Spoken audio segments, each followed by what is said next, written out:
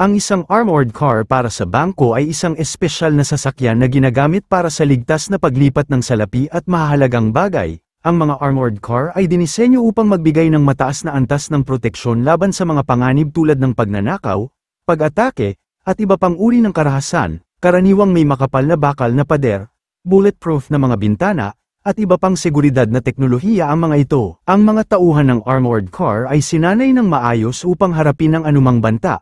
Ang kanilang mga operasyon ay kadalasang planado at koordinado upang masiguro ang kaligtasan ng mga dala nilang pondo. Sa kabila ng kanilang matibay na proteksyon, mahalaga pa rin ang pagbabantay at pagiging alerto ng mga tauhan. Sa modernong panahon, ang mga armored car ay mahalaga sa pagpapanatili ng seguridad at tiwala ng publiko sa sistema ng bangko. Ang kanilang presensya ay nagbibigay ng katiyakan na ang salapi at mahalagang bagay ay ligtas na may hahatid sa tamang destinasyon, nang walang pangamba sa mga posibleng panganib.